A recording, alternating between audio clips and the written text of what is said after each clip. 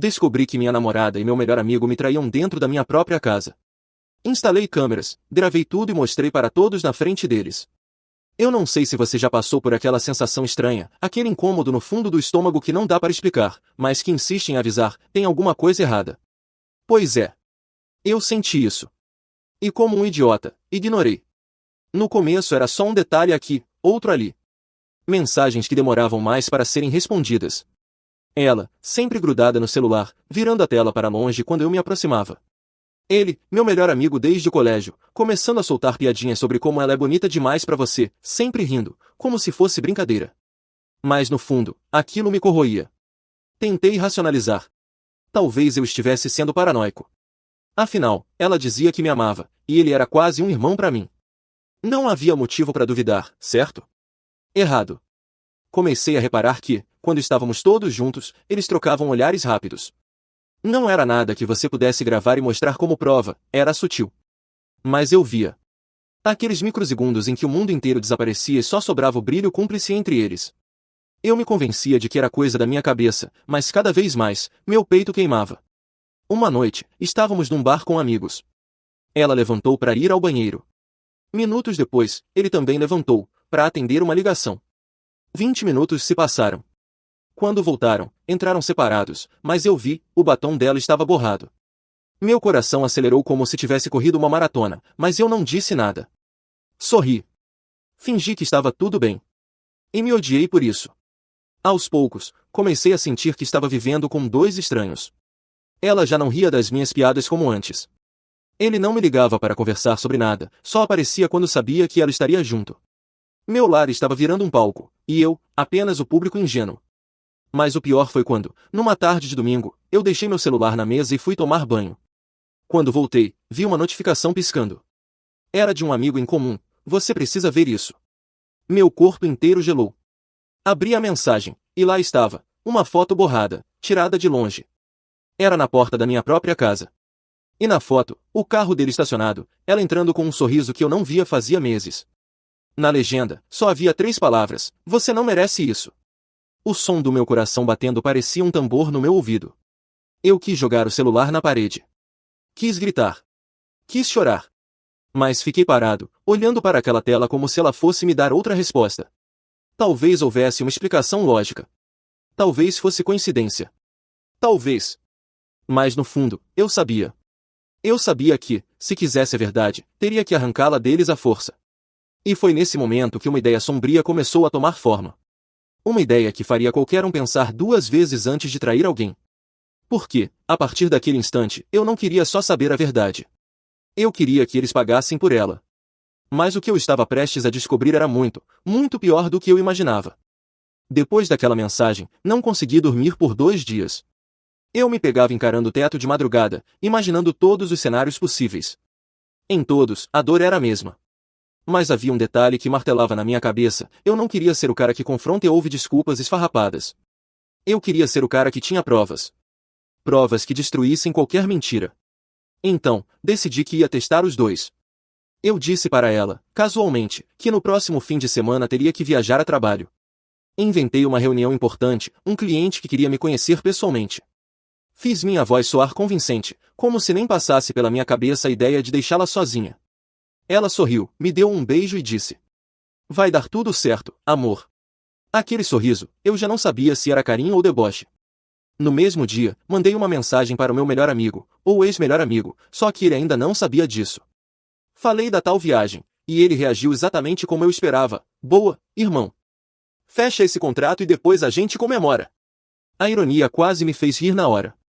Mas a parte mais importante do plano começou logo depois. Passei a semana pesquisando câmeras discretas. Encontrei um kit de segurança com sensores de movimento e transmissão ao vivo para o celular. Era perfeito. No dia anterior à viagem, esperei ela sair para fazer compras e comecei a instalar tudo. Cada cômodo estratégico tinha uma câmera, sala, cozinha e, claro, o quarto. Cada lente era um olho meu, pronto para flagrar a verdade. Enquanto prendia uma das câmeras na estante, minhas mãos tremiam. Não era medo. Era uma mistura explosiva de raiva e adrenalina. Eu sabia que, se desse certo, eu teria em mãos não só a prova da traição, mas a chave para acabar com a reputação deles. Quando o dia chegou, fiz o teatro completo. Saí com uma mala pequena, dei um beijo rápido nela, e antes de fechar a porta, disse: Te amo. Eu queria ver se ela responderia. Ela disse também te amo sem nem olhar para mim, mexendo no celular. Aquilo foi como um soco. Dirigi alguns quarteirões até estacionar o carro em uma rua lateral. De lá, podia monitorar tudo pelo celular. Fiquei esperando, e nada aconteceu nas primeiras horas. Mas então, pouco depois das 4 da tarde, recebi o alerta do sistema, movimento detectado. Abri a transmissão ao vivo. E lá estava ele. Meu amigo, entrando na minha casa com um sorriso idiota no rosto. Alguns minutos depois, ela apareceu na sala, usando um vestido que eu nunca tinha visto antes. Um vestido curto, que parecia ter sido escolhido para ele. Eles se abraçaram, e o abraço durou mais do que qualquer abraço entre amigos deveria durar. Meu corpo inteiro ficou rígido. Eu poderia ter desligado ali, mas não. Eu queria ver até onde eles iriam. Eu precisava. Eles sentaram no sofá, rindo como dois adolescentes. Ele segurou a mão dela, e ela não afastou. Pelo contrário, entrelaçou os dedos.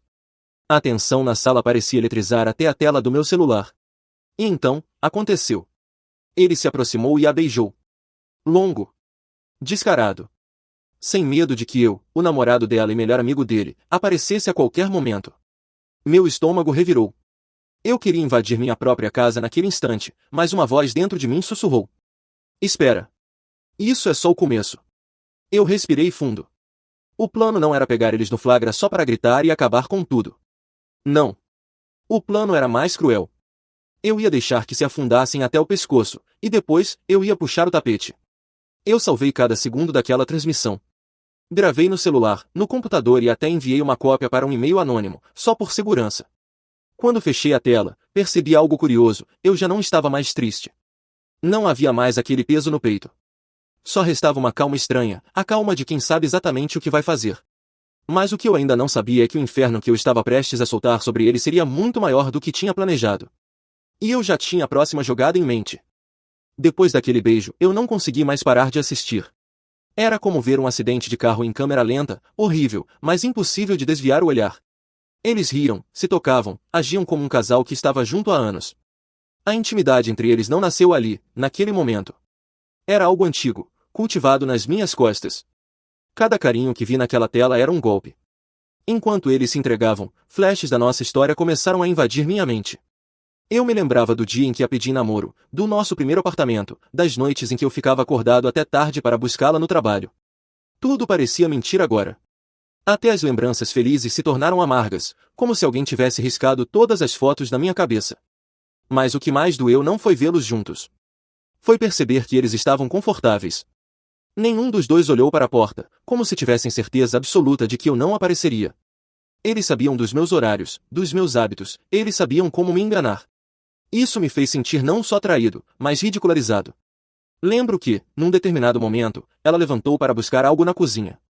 A câmera pegou o momento em que ele ficou sozinho no sofá. Ele pegou o celular, digitou rápido, e eu tive a impressão de que estava mandando mensagem para alguém. Alguns minutos depois, ela voltou com 2 taças de vinho.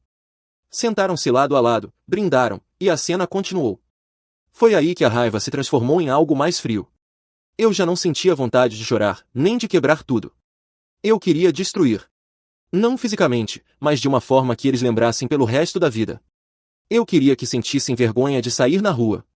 Que o nome deles fosse associado àquilo para sempre. Então comecei a gravar tudo. Não só aquele momento, mas também outras vezes. Sim, porque eles voltaram. Mais de uma vez.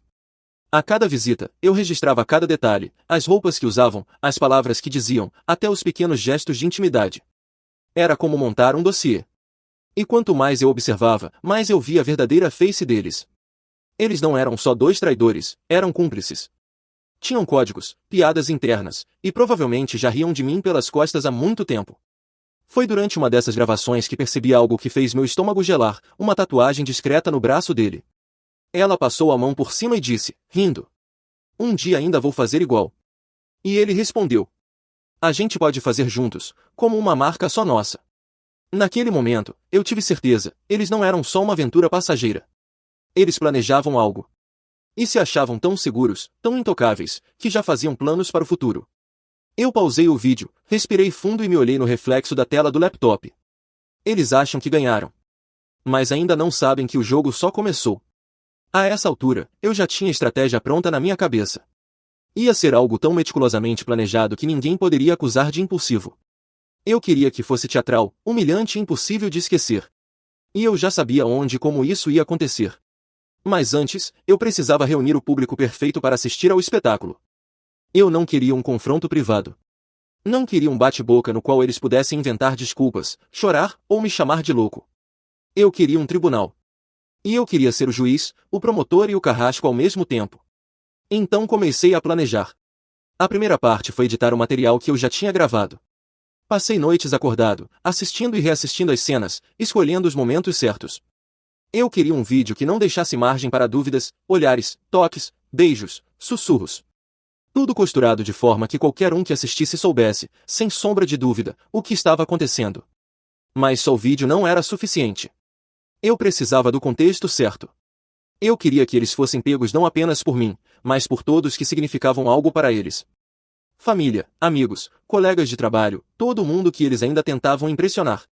Foi aí que tive a ideia do jantar especial.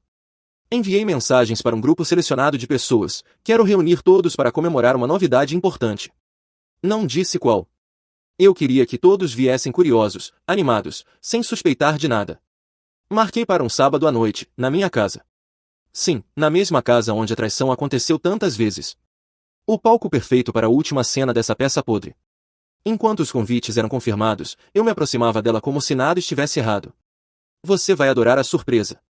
E ela, com aquele sorriso falso, respondia. Mal posso esperar. Era quase engraçado vê-la animada para o próprio fim. Com ele, foi ainda mais fácil. Mandei mensagem casual, sábado à noite, aqui em casa. Vai ser especial. Traz bebida. Ele respondeu com um emoji de foguinho. Se ele soubesse que o fogo estava prestes a queimar ele, teria respondido diferente. Durante a semana, preparei a sala. Aluguei um telão e um projetor, fingindo que era para mostrar fotos e vídeos divertidos. Coloquei o sofá e as cadeiras de forma que todos tivessem visão clara da tela. Fiz até questão de comprar comidas e bebidas caras, para que a noite parecesse realmente uma celebração. Mas, enquanto ajeitava cada detalhe, sentia algo estranho dentro de mim. Não era apenas raiva. Era uma excitação sombria. Uma parte de mim estava ansiosa para ver as expressões deles, o choque, a vergonha, a tentativa desesperada de justificar o injustificável. O sábado chegou rápido demais. Eu estava impecável, com uma camisa nova e um sorriso que enganaria qualquer um. Os convidados começaram a chegar, trazendo presentes e abraços calorosos. Ela estava linda, e ver isso não me despertou mais amor, só desprezo. Ele chegou alguns minutos depois, abraçando todo mundo, incluindo a mim, como se fosse o amigo mais leal do mundo. Quando todos estavam acomodados, peguei minha taça e pedi atenção. Antes do jantar, quero agradecer a todos por estarem aqui. Vocês fazem parte da minha vida, e eu queria compartilhar algo muito importante com vocês hoje. Eles sorriram, curiosos. Ela olhava para mim com um brilho no olho, provavelmente imaginando um anúncio de noivado ou algo do tipo. Mas o brilho dela ia apagar em poucos segundos. Eu respirei fundo e continuei. E para isso, preparei um pequeno vídeo. Algo que mostra a verdade de certas coisas, coisas que acontecem quando achamos que ninguém está olhando. As luzes se apagaram. O projetor ligou. O primeiro frame apareceu na tela, ela e ele, sentados no sofá da minha sala, rindo. O silêncio que caiu sobre o ambiente foi quase físico. Mas o que estava prestes a passar na tela faria esse silêncio se transformar em pura tensão. O vídeo começou suave, quase inocente. Eles rindo, sentados no sofá. Poderia ser qualquer momento entre amigos, até que ele segurou a mão dela. Um gesto simples, mas suficiente para arrancar os primeiros murmúrios da sala. Alguns segundos depois, veio o beijo. E então, como se fosse uma sequência cuidadosamente roteirizada, cada imagem mostrava mais intimidade, mais cumplicidade. Mãos, olhares, sussurros. Tudo na minha sala, na minha cama, no meu espaço. Eu não olhava para a tela. Eu olhava para eles. Ela ficou pálida, as mãos tremendo. Ele endureceu o corpo, os olhos fixos no chão.